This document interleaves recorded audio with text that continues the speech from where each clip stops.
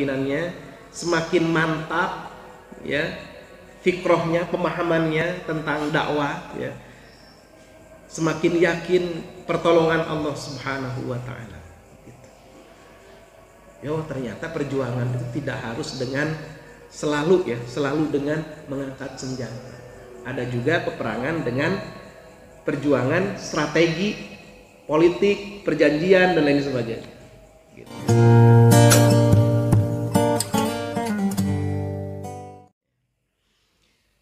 Latar belakangnya perjanjian Hudaibiyah ini saya coba agak cepat karena waktu ya. Jadi Rasulullah SAW, ringkasnya, Rasulullah SAW itu pada bulan Dzulhijjah tahun 6 Hijriah ya, pergi bersama istri beliau Ummu Salamah dan kemudian 1.400 orang sahabat berangkat menuju Mekah untuk melakukan umroh. Mereka tidak bawa senjata, ya, Rasulullah dan para sahabat tidak bawa senjata kecuali ya senjata yang hanya sekedar untuk para musafir yang biasa yang dipakai untuk orang musafir, bukan untuk berperang. Gitu. Mereka juga membawa hewan sesembelihan, ya. Nah, ini untuk apa? Meyakinkan kepada masyarakat bahwa kaum muslimin ini akan melakukan ibadah umroh. Bukan mau melakukan peperangan gitu. Nah, ketika tercium kabar ini oleh orang-orang musyrikin, dan waktu itu ya kaum muslimin itu, Rasulullah itu mengutus Utsman bin Affan menuju ke Mekah untuk menyampaikan ini, maksud kedatangan kaum muslimin bukan untuk berperang, 1.400 jumlah yang cukup banyak ya untuk saat itu, tapi untuk melaksanakan ibadah gitu. Nah, ternyata Utsman itu ketika Rasulullah kemudian sampai di wilayah yang namanya Hudaibiyah. Saat ini Hudaibiyah ini dijadikan biasanya suka dikunjungi juga oleh orang-orang yang ibadah haji ya.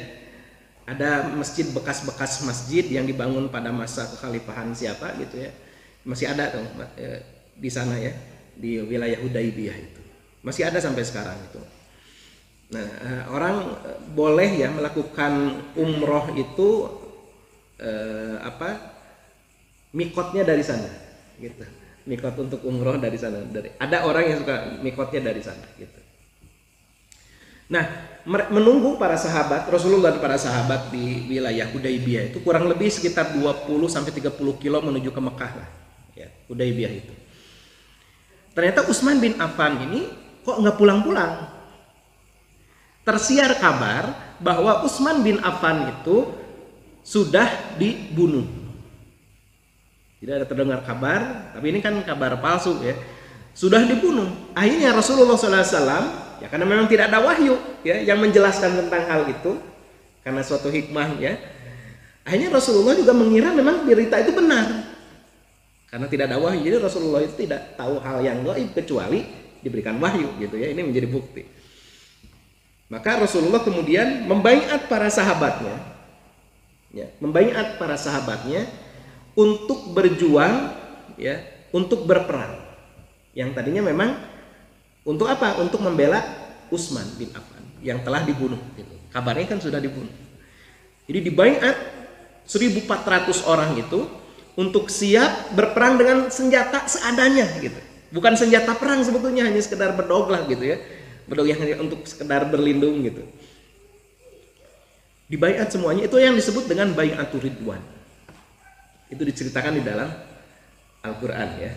Bagaimana para sahabat tuh dengan keimanannya tanpa rasa takut, tanpa ragu, mereka siap ya berbaiat, karena waktu itu bahasa dari para sahabat itu, kami pada saat itu berbaiat untuk menyongsong kematian. Karena memang persenjataan seadanya gitu.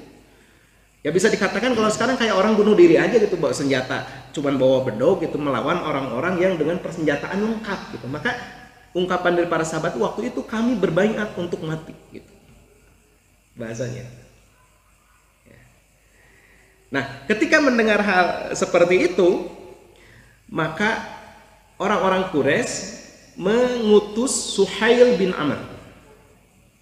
Ya, mengutus Suhail bin Amr untuk membuat perjanjian damai dengan kaum muslimin.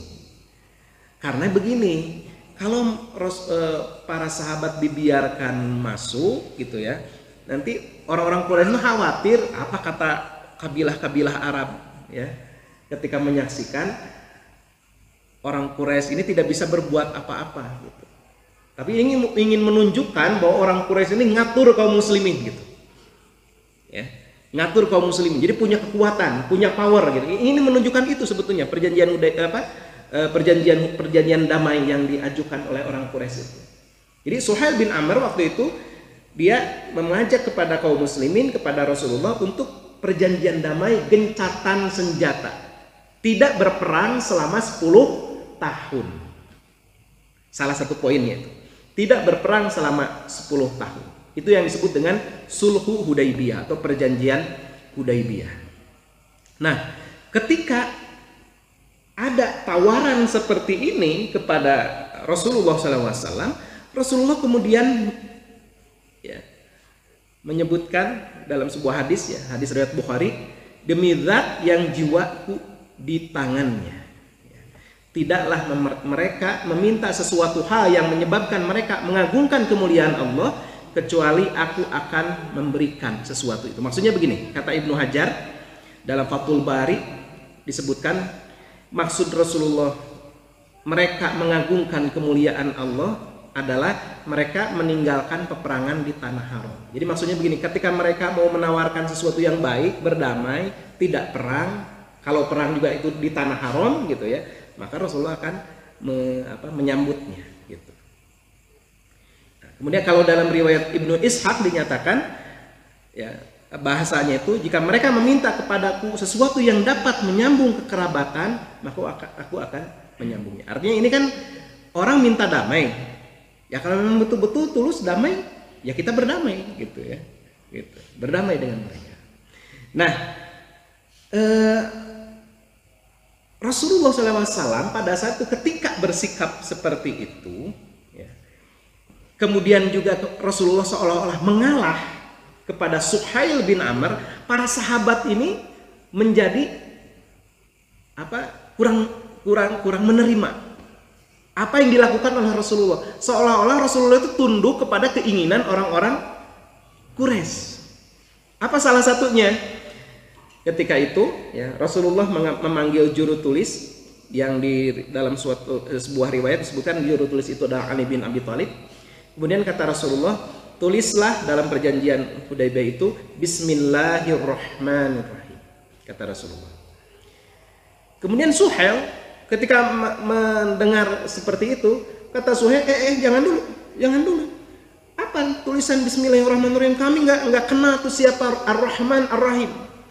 Yang kami kenal Bismika Allahumma. Tulis Bismika Allahumma, nggak mau Bismillahirrahmanirrahim. Lalu kata Rasulullah SAW, kalau begitu wahai Ali, tulislah Bismika Allahumma.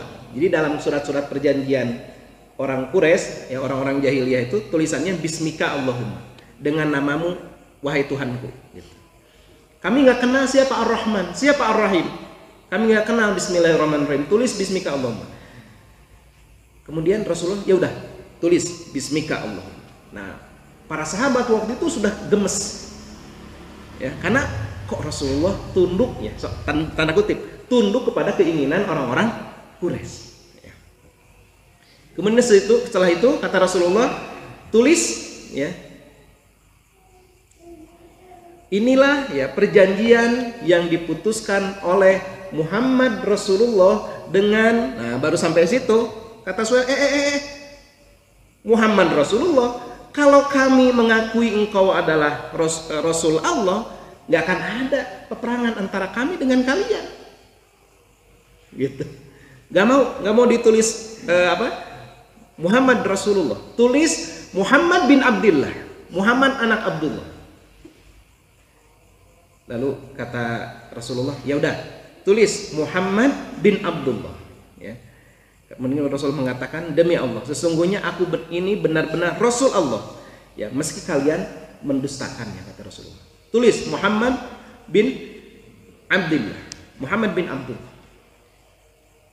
Ali bin Abi Thalib itu udah gemes, dia tuh menolak untuk ini ya, untuk untuk menulis itu. Dan Rasulullah di dalam riwayat yang lain itu disebutkan Rasulullah sampai menghapus kata-kata Rasulullah, dihapus oleh Rasul. Para sahabat sudah mangkal semuanya melihat kondisi seperti itu. Ya. Nah, komentar Az-Zuhri, ini seorang ulama yang diantara jasanya ini adalah mengumpulkan hadis ya pada masa Umar bin Abdul Aziz. Dia mengatakan inilah yang dimaksud oleh ucapan Rasulullah SAW, demi zat yang jiwaku di tangannya, tidaklah mereka meminta sesuatu hal yang menyebabkan mereka mengagungkan kemuliaan Allah kecuali aku akan memberikan sesuatu tersebut. Jadi Rasulullah akan mengikuti kalau memang dengan itu akan terwujud kemaslahatan yang lebih besar. Gitu. Nah, ini juga sebetulnya ya kalau kita pahami, ya kalau kita cermati, ini adalah strategi perjuangan, strategi dakwah Rasulullah. Perjanjian Hudaybiyah ini. Ya. Jadi Rasulullah SAW itu rela menghapus nama Allah Ar-Rahman, ya, Ar-Rahim demi tercapainya perjanjian ini. Karena apa? Kan dengan perjanjian ini banyak kemaslahatan yang bisa diambil gitu. Beliau juga menghapus kata Muhammad Rasulullah. Dihapus kata-kata Rasulullah itu, diganti dengan Muhammad bin Abdillah demi terwujudnya perjanjian damai ini. Karena apa? Karena nanti ada kemaslahatan yang lebih besar ya. Jadi ini hanya urusan administratif tata persuratan, bukan perkara pokok ya. Tidak tercederai akidah gitu dengan hanya sekedar ada di tulisan. Dan ada kemaslahatan yang terpenting itu ada kemaslahatan dakwah yang lebih besar dengan mengalah seperti itu. Nah, di antara isi dari perjanjian Hudaybiyah itu adalah begini ya. Dan ini yang membuat para sahabat tuh mangkal luar biasa. Dalam salah satu poin dari perjanjian Hudaybiyah itu adalah jika ada orang Mekah, ya, orang Mekah datang ke Madinah, maka kaum muslimin harus mengembalikan orang ini ke Mekah. Sedangkan kalau ada orang Madinah datang ke Mekah, murtad maksudnya, ya, maka orang Mekah tidak berkewajiban untuk mengembalikan. Ya, sepintas kita perjanjian, dan ini disetujui oleh Rasulullah. Sahabatnya, aduh Rasulullah kenapa ini disetujui poin ini ya? Orang Mekah masuk Islam, lari dari Mekah ke Madinah harus dikembalikan, sedangkan orang Madinah yang murtad datang ke Mekah tidak usah dikembalikan ke Madinah. Oleh Rasulullah itu disetujui poinnya tuh. Para sahabat tuh bingung, Rasulullah kenapa ya kok disetujui? Sampai akhirnya terjadi ya, Abu Jandal. Nah, kemudian diplesetkan oleh siapa itu? Abu Jandal. Nah, itu sebetulnya plesetan dari Abu Jandal ini. Abu Jandal ya seorang sahabat Rasulullah SAW. Abu Jandal bin Suhail, anak Suhail bin Amr yang ini. Dia masuk Islam. Dia melarikan diri dari ini dari Mekah, ingin masuk Islam. Kata Suhail bin Amr, nah ini nih pertama yang harus dikembalikan. Ya, harus dikembalikan ke Mekah. Waktu itu Abu Jandal itu ya, dia berontak sampai mengatakan ya, tolonglah wahai kaum muslimin, tolonglah aku ingin berhijrah ke Madinah. Kata Rasulullah tidak. Karena sudah disepakati, sudah ditandatangani perjanjian Hudaybiyah itu. Para sahabat itu udah mangkal. Umar bin Khattab itu sampai apa coba? Umar bin Khattab sampai melemparkan pedang, digeser-geser, enggak dilemparin, digeser-geser supaya maksudnya dia ambil pedang itu nanti bunuh orang yang menyeret dia, membawa dia ke Mekah. Sampai seperti itu. Dan memang terjadi ketika nanti di perjalanan, di tengah jalan, Suhail itu kemudian membunuh orang yang membawanya, ya. Kemudian dia lari gitu ya, lari tapi tidak ke Madinah, tidak ke Mekah gitu. Kemudian bukan hanya itu, umroh harus dibatalkan. Balik lagi ke Mekah. Boleh tahun depan. Tapi tidak tahun ini. Jadi orang Quraisy ini dalam Al-Quran ada bahasanya hamiyatul jahiliyah. Jadi untuk menunjukkan kebanggaannya sebetulnya gitu. Untuk menunjukkan kebanggaannya, gue bisa ngatur kamu. Itu saja sebetulnya. Tapi sebetulnya mereka ini telah melakukan kesalahan dengan perjanjian Hudaybiyah itu. Maksudnya perjanjian Hudaybiyah itulah yang menyebabkan kaum muslimin ini semakin kuat.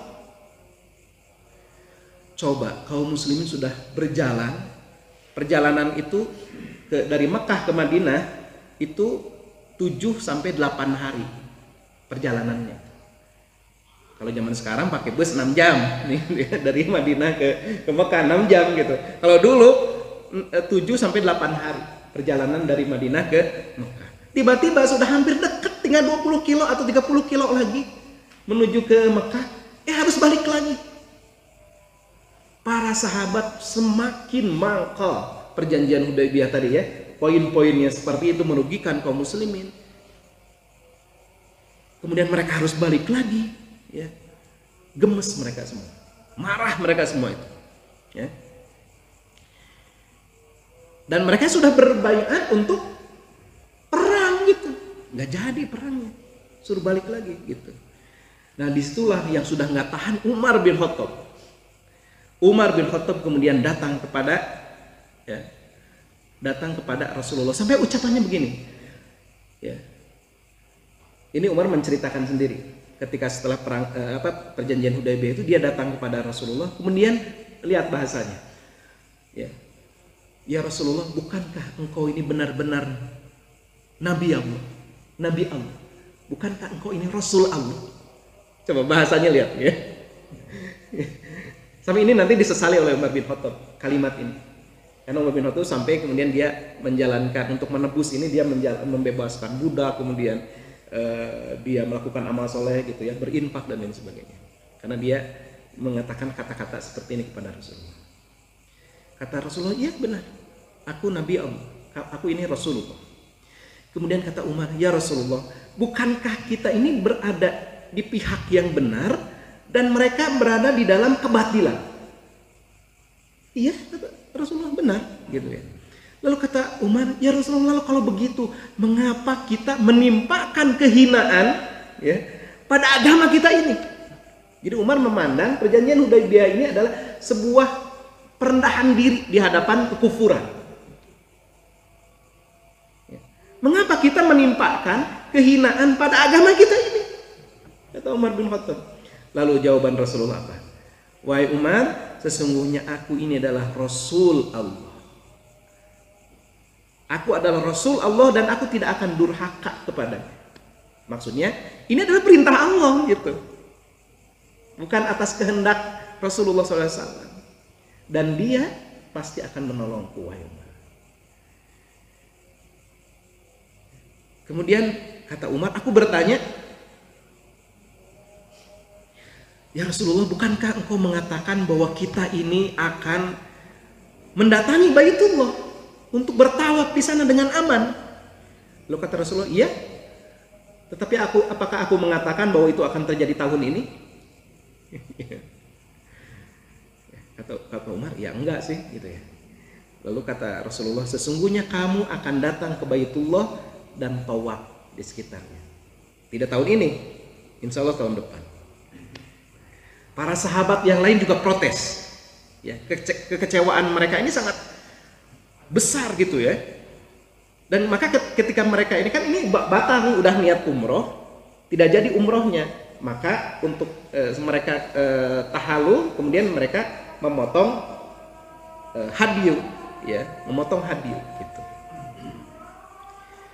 Akhirnya mereka disuruh untuk menyembelih binatang sesembelihan, kemudian tahalul, ya, mencukur rambut untuk nanti kemudian ada umroh qodho, ya, umrohnya di qodho tahun depan gitu. Tapi mereka juga nggak mau, diperintahkan begitu pada diam semua, mangkal semuanya. Kata Rasulullah, cukur rambut, kemudian sembelihlah hewan hadyu. Mereka diam aja, masih gemas. Sampai Rasulullah sendiri, ya, secara perasaan manusiawi, ya, muncul, ya. Kemudian datang kepada Ummu Salamah, kata Ummu Salamah, ya Rasulullah, sudah gak usah banyak bicara, Anda pergi saja, kemudian cukur rambut Anda, kemudian sembelihlah hewan hadyu. Gak usah ngomong apa-apa, dilaksanakan oleh Rasulullah. Ternyata benar, para sahabat nggak enak juga lihat Rasulullah ya melakukan seperti itu, akhirnya mereka juga ikut ya. Nah, setelah perjanjian Hudaybiyah ini turunlah firman Allah Subhanahu wa taala, Quran surat Al-Fath. Inna fatahna laka fatham mubina. Bayangin, orang lagi pada mangkal ya, para sahabat lagi pada mangkal, ayat yang turun adalah sesungguhnya kami telah memberikan kepada kamu kemenangan yang nyata. Gimana kemenangan yang nyata gitu kan? Kalau waktu itu para sahabat juga bingung. Ini turun ayat inna fatahna laka fatham mubina. Sesungguhnya kami telah memberikan kepadamu kemenangan yang nyata. Para sahabat itu baru sadar nanti berikutnya, setelahnya. Memang perjanjian Hudaybiyah ini adalah fatham mubina, kemenangan yang nyata. Para sahabat kan berpikir namanya kemenangan itu pernah menang jihad gitu ya. Ini perjanjian, ya kalau bahasa sekarang perjanjian politik gitu ya. Disebut tidak ada pertumpahan darah, disebut sebagai fatham mubina. Dalam anggapan mereka ini menghinakan diri di hadapan kekufuran gitu. Tapi disebut dalam Al-Qur'an inna fatahna laka fatham mubina. Sesungguhnya kami telah memberikan kepadamu kemenangan yang nyata. Kenapa disebut kemenangan yang nyata? Ini benar-benar kemenangan dakwah. Ingat perjanjiannya itu gencatan senjata 10 tahun tidak berperang dengan orang Quraisy. Ini artinya apa? Para sahabat Rasulullah dan para sahabat bisa lebih konsentrasi untuk memperluas dakwahnya dengan tenang. Selama ini kan riweh, harus mengamankan Madinah dari orang-orang Quraisy yang lalu lalang melewati Madinah dan lain sebagainya. Ada pertempuran yang akan terjadi kalau tidak ada perjanjian damai. Nah, dengan kemenangan, dengan perjanjian ini, maka Rasulullah dan para sahabat ini ya bisa lebih memperluas dakwahnya, memperluas rekrutmen dakwahnya, mengajak orang masuk Islam. Ini terbukti kata Ibnu Hisham, ketika perjanjian Hudaybiyah itu para sahabat itu 1.400 orang ya. Tapi ketika Futuh Mekah nanti udah 10.000 orang. Ini artinya apa? Sudah ada peningkatan jumlah orang yang masuk Islam. Karena apa? Karena tenang berdakwah. Juga apa? Perluasan teritorial. Jadi kaum muslimin waktu itu bebas ya, leluasa membebaskan Jazirah Arab dari sisa-sisa orang-orang Yahudi yang berkhianat. Nanti kita akan bahas ya. Pada tahun ke-7 Hijriah itu terjadi perang Khaybar.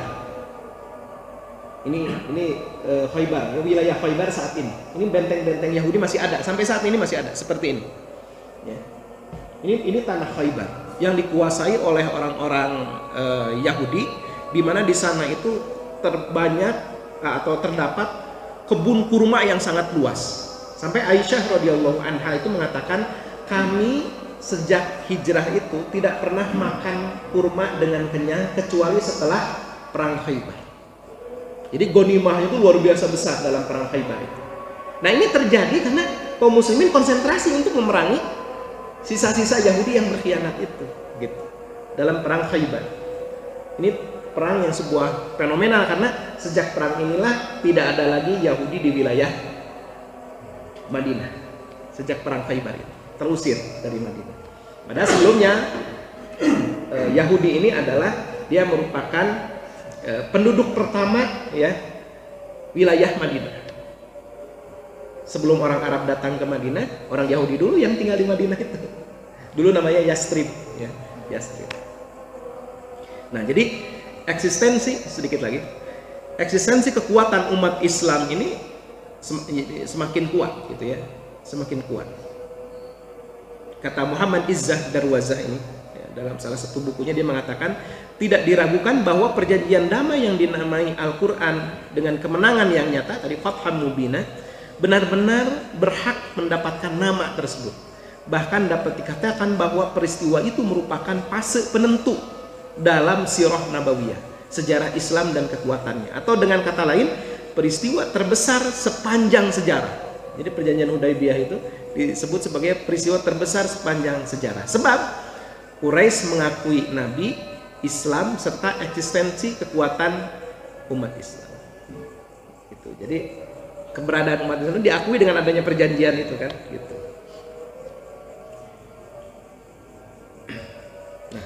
Nah dari situ pun kemudian dari peristiwa perjanjian Hudaybiyah itu umat Islam ini semakin matang, ya, semakin matang. Jadi para sahabat ini semakin sikoh, percaya kepada pimpinannya, semakin mantap, ya, fikrohnya, pemahamannya tentang dakwah, ya, semakin yakin pertolongan Allah Subhanahu wa Ta'ala. Ya, ternyata perjuangan itu tidak harus dengan selalu dengan mengangkat senjata. Ada juga peperangan dengan perjuangan strategi, politik, perjanjian dan lain sebagainya. Gitu ya. Bahkan ini yang disebut sebagai Fathun Mubin.